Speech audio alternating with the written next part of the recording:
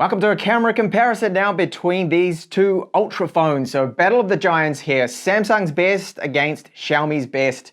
It is the Galaxy Note 20 Ultra up against the Mi 10 Ultra.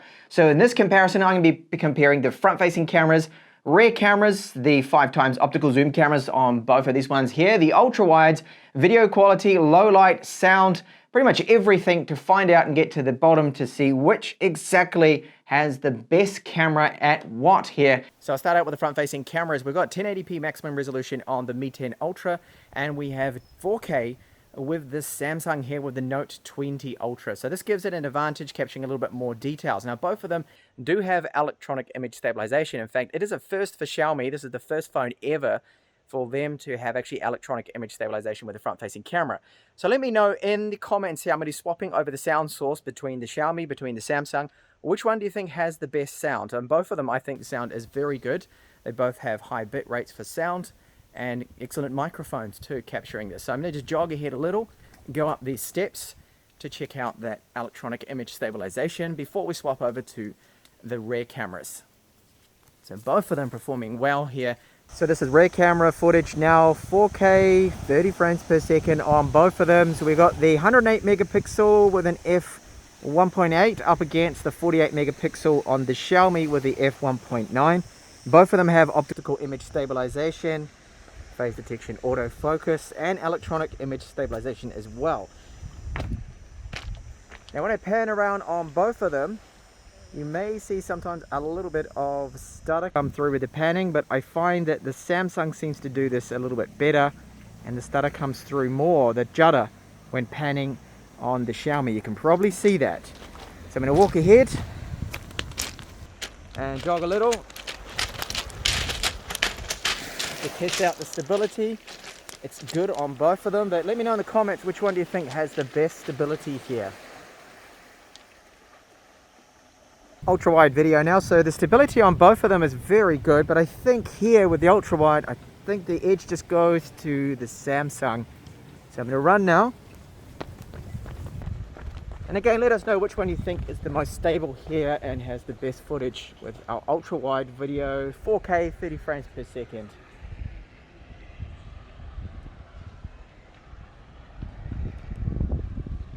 So this is the zoom cameras. Now we've got the 12 megapixel f3.0 on the Note 20 Ultra and a 48 megapixel on the Xiaomi, which has an aperture of f4.1. So I'm aiming at the castle here, and you can see that there are more shakes and tremors coming through on the Samsung. And as I walk along,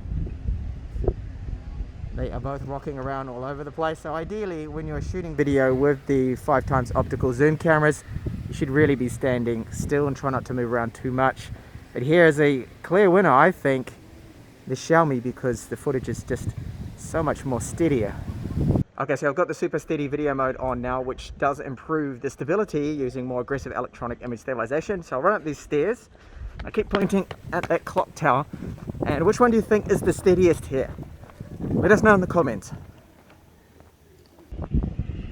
8K video now, so they both shoot 8K 24 frames per second. I think it's much more, as you can see now as I pan around, much more stable on the Xiaomi here. There's more of a crop on the Samsung with the 8K as well. It's a shame it's only 24 frames per second. 30 would be a little bit smoother, and I would actually prefer that. But anyway, at least we do have the 8K option with both of these. So on Lowlight, the front-facing cameras, both of them are really struggling. There's a lot of grain on both of them. The electronic image stabilization not looking as good. And what about if I just move around like this? There normally is a little bit of rolling shutter that comes through too with that electronic image stabilization. Just going to jog ahead now. This is ultra-wide video now, so these lenses aren't really geared up for low-light video, but they seem to be doing okay. However, when you start to look closely or you crop in, you do see a lot of noise coming through.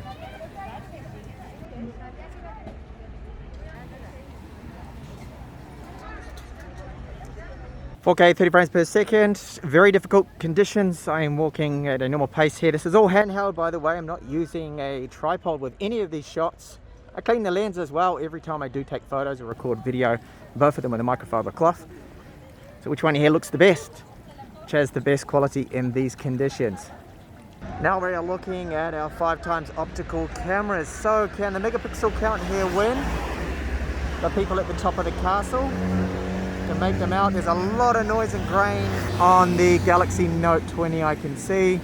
This is all handheld, remember, so you try to hold it as steady as possible so it doesn't shake around too much. We'll have a look down the street now, see which one here is coming out the best. So the rear cameras now, both of them are at 8K. Very difficult conditions. And it looks like the Samsung is struggling the most here. It has a little bit more of a crop to it.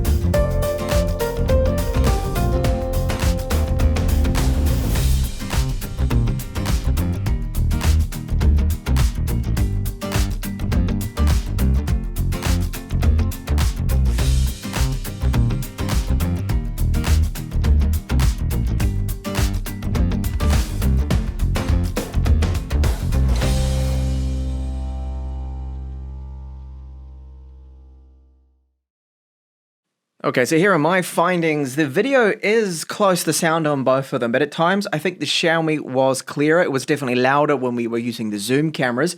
Now the selfie vlogs for video, I think the Samsung wins there. We've got the 4K option. It had a little bit more detail in the shadows as well with the vlog quality.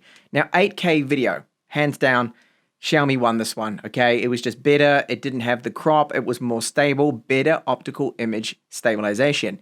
The main video now, so I'm talking about the main sensors here, 48 megapixels and the 108. I think that the Samsung had slightly better electronic image stabilization, especially on the ultra wide and more details in the shadows. It's just a tiny bit brighter, I felt, the video on the Samsung. So I give the main video the win to the Samsung as well there. And the super steady video, Samsung took this one. I mean, they are really the guys that came up with the super steady video, so I was not surprised to see that their video footage was more stable. Now, photos. Okay, portraits, front and rear. So selfies in the portrait camera. I think the Samsung colors, now this is personal preference, I think it had better skin tones, just came off a little better. Both of them were very good. Stitching on both is also good, but I think Samsung had it there just a little bit better there. Now the zoom camera, I'm talking about the 5x optical. Well done, Xiaomi. Okay, no contest here really, because we're talking about 48 megapixels, much more detail, sharper, and even the colors came out a little bit better. So really well done there, Xiaomi, with that zoom camera. They have absolutely aced it. Main cameras for photos, very, very close. I mean, the Xiaomi has closer to real colors, I would say. More details in blacks, like my cat Vera, when you saw the photo of the cat there. A bit of focus at times. However, the Samsung sometimes is quite good, better at handling bright flowers, for example. The Xiaomi was just way too saturated. I do find the Samsung to be a little oversaturated with the greens and the blue sky. So the Xiaomi, yeah, one with the color there with that one.